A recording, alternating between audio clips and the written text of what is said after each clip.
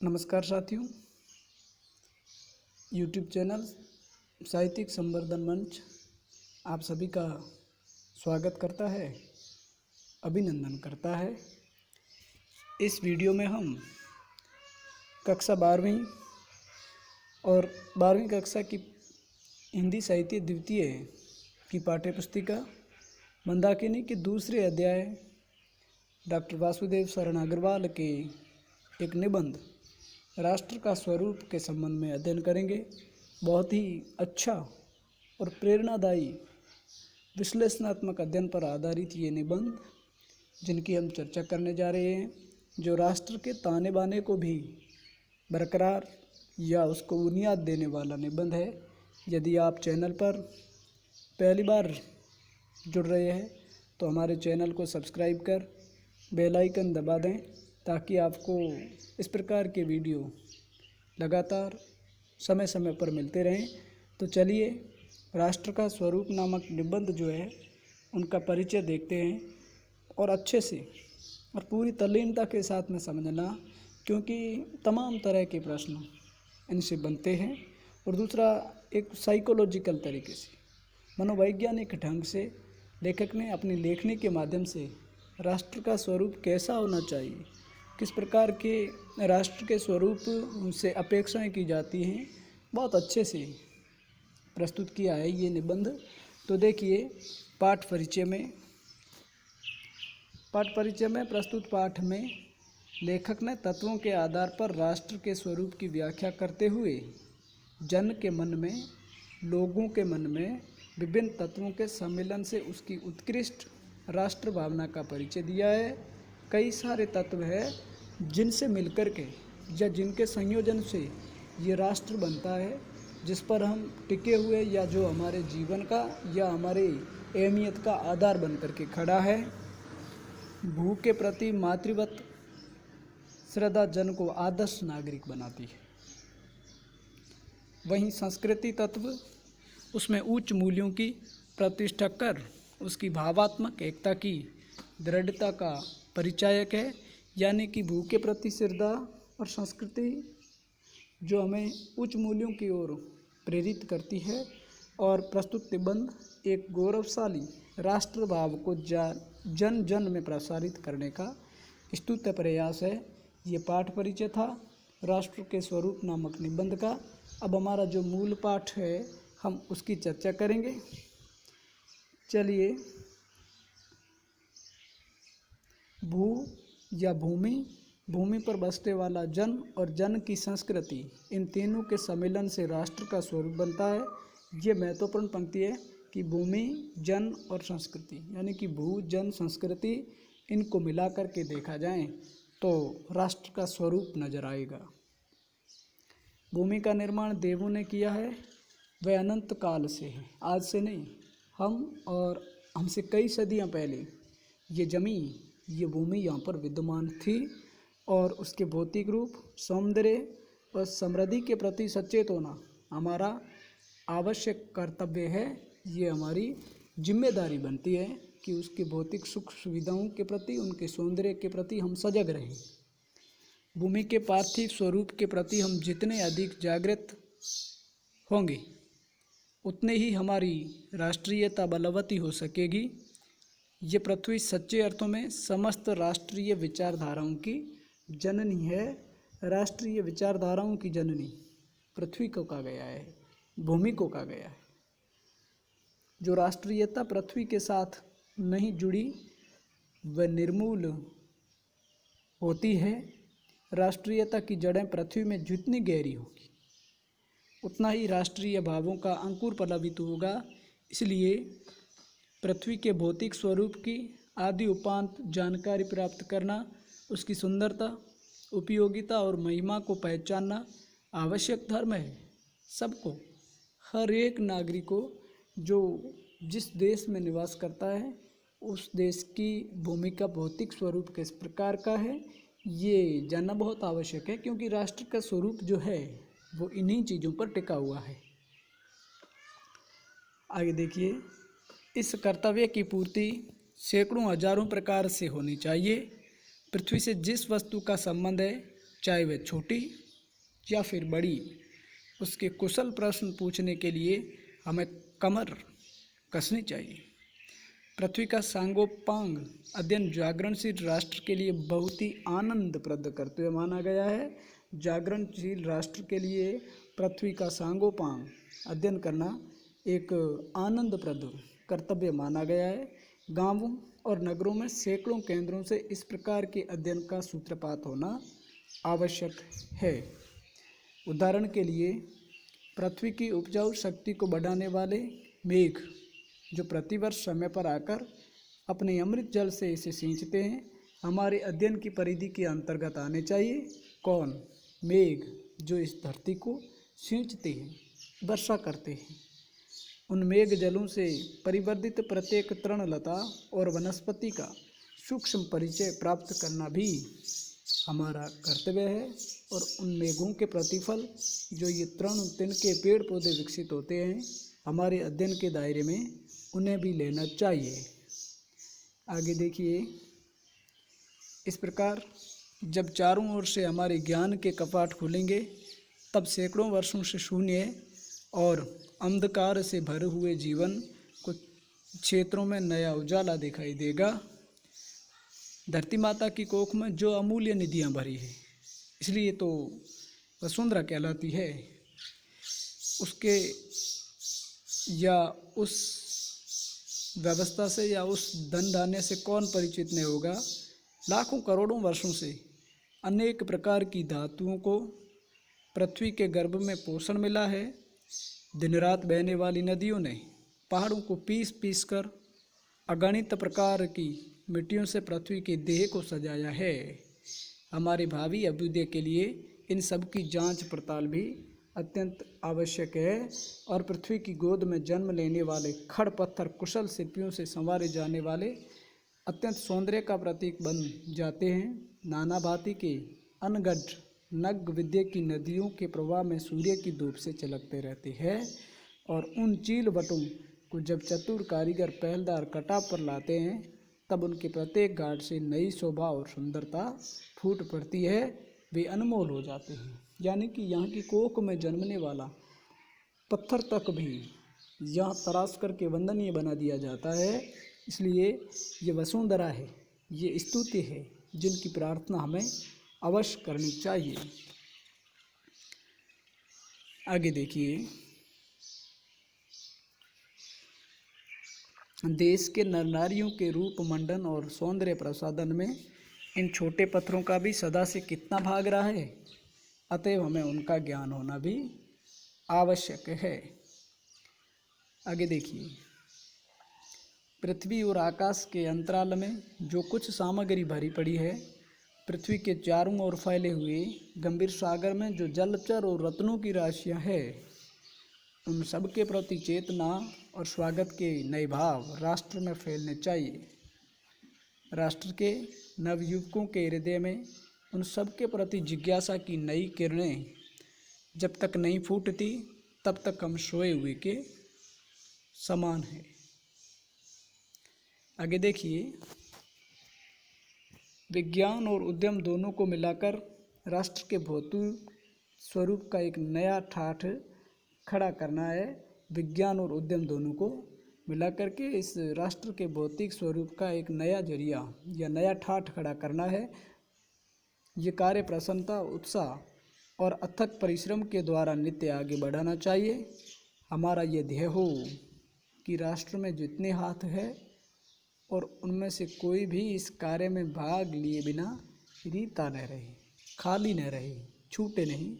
यानी कि सब लोग विज्ञान उद्यम से भौतिक स्वरूप जो है उनके नए ठाठ का काम करने में योगदान दें।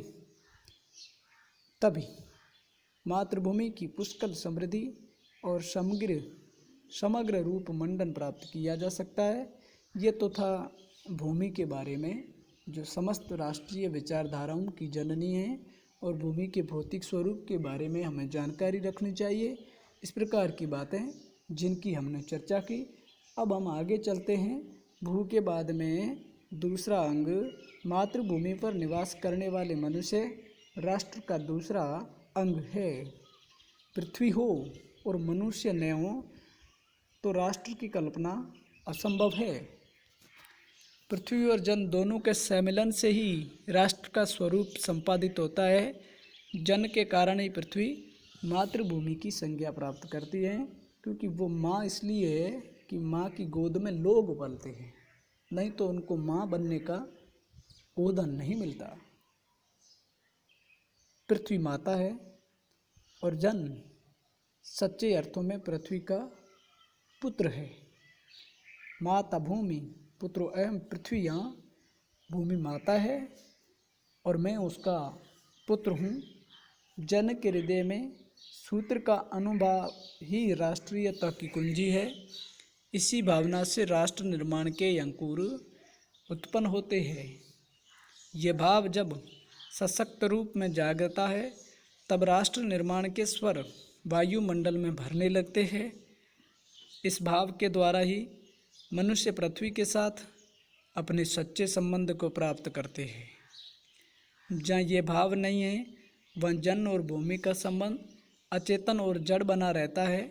जिस समय भी जन का हृदय भूमि के साथ माता और पुत्र के संबंध को पहचानता है, उसी क्षण आनंद और श्रद्धा से भरा हुआ उसका प्रणाम भाव मातृभूमि के लिए इस प्रकार प्रकट होता है कि नमो मात्रे पृथ्वीये, नमो मात्रे पृथ्वीये।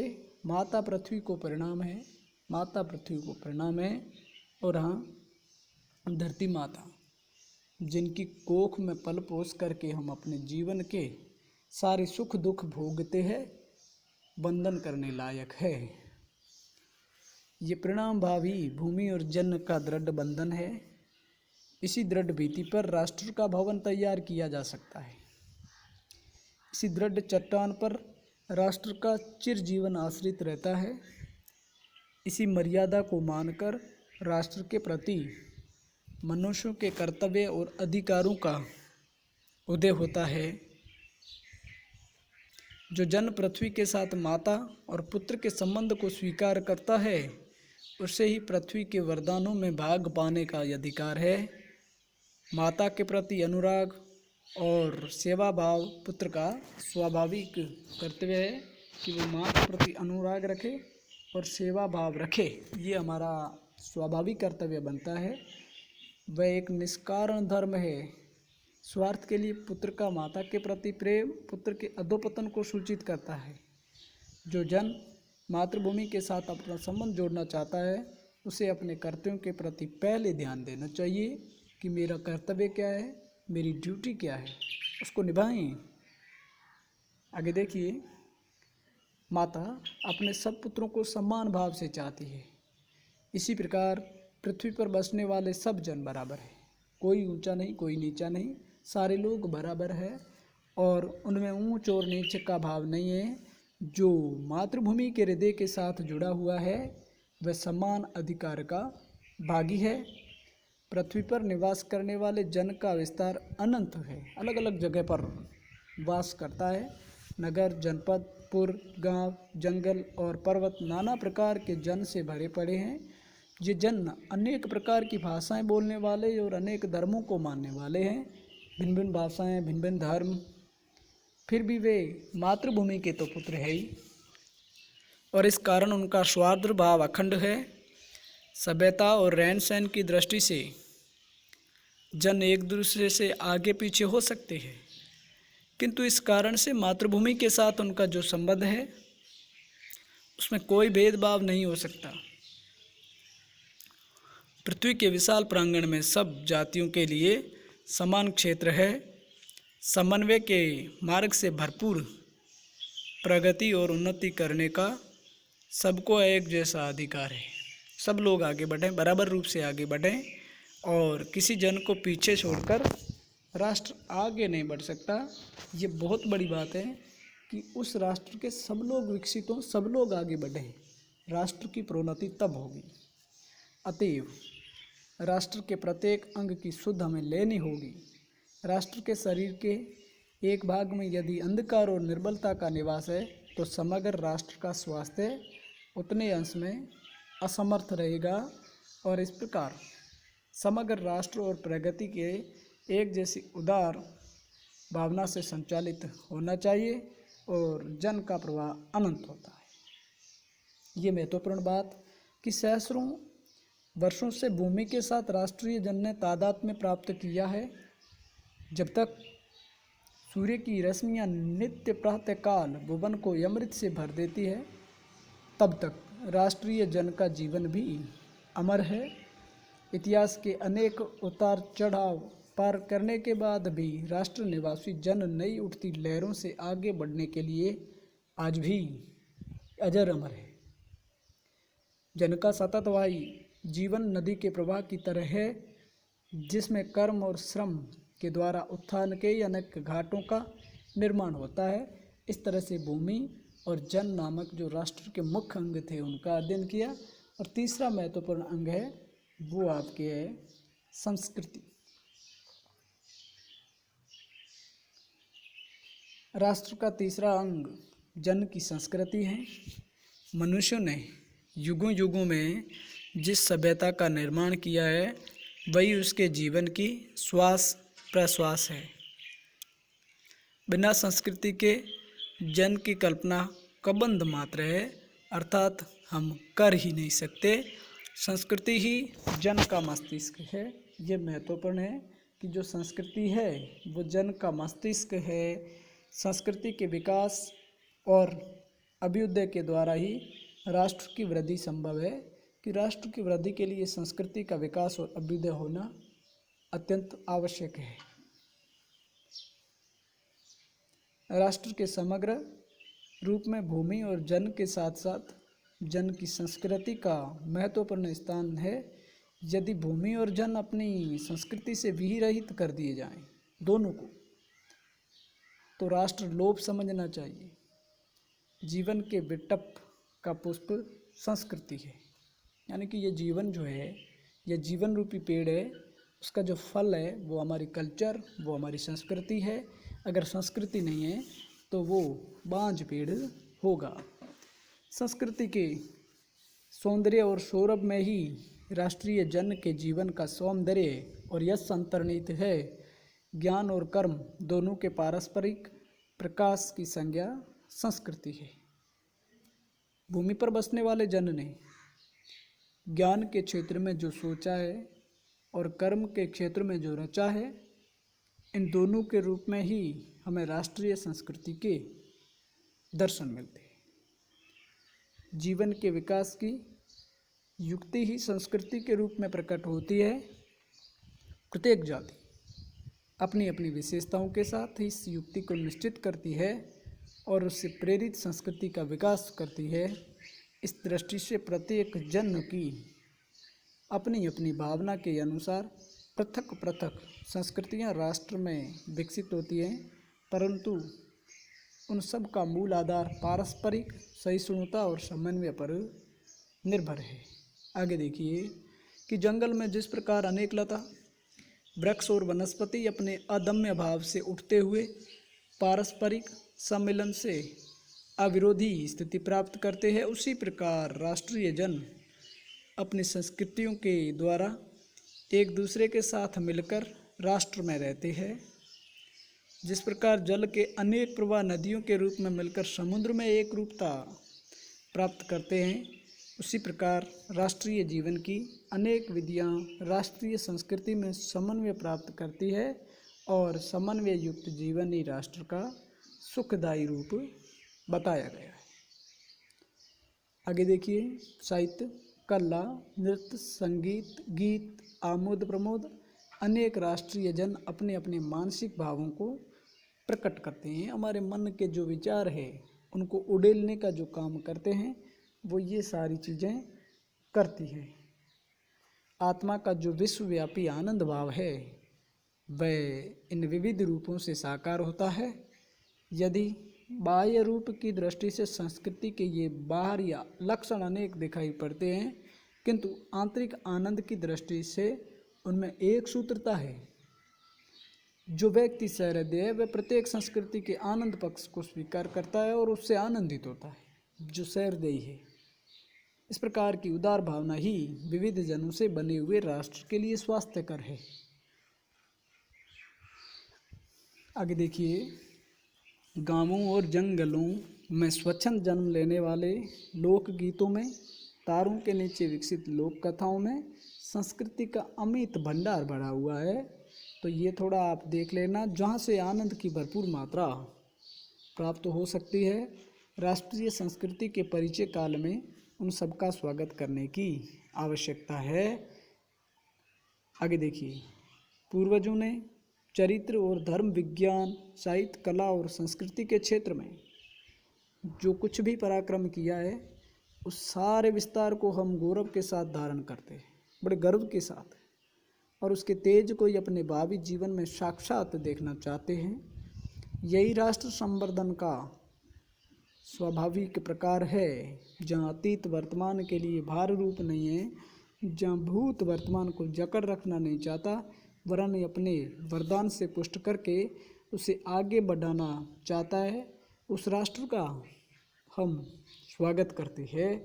तो इस तरह से राष्ट्र का स्वरूप नामक निबंध डॉक्टर वासुदेव सरणी अग्रवाल के द्वारा लिखित, जिनका हमने पूर्ण वाचन और समझने की कोशिश की, बहुत अच्छा और प्रेरणादायी निबंध, जिसमें भू, जन और संस्कृति और उन तीनों का अलग अलग दृष्टिकोण से और अच्छे तरीके से एक विश्लेषणात्मक अध्ययन किया गया है।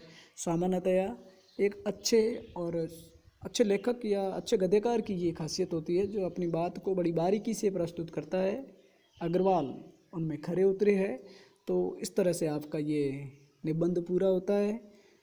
यदि आप पहली बार चैनल पर जुड़े हैं तो इस चैनल को सब्सक्राइब करें, ताकि आपको RPSC school lecturer, RPSC second grade या किसी कवि विशेष का परिचय, लेखक विशेष का परिचय या किसी अलग काव्य धाराओं का परिचय, इन सारी चीज़ों का हम अध्ययन करते रहेंगे समय दर समय पर। तो चैनल को सब्सक्राइब कर आपकी उपस्थिति को सुनिश्चित करें। फिर मिलेंगे अगले वीडियो के साथ। तब तक के लिए आप सभी को जय हिंद, वंदे मातरम।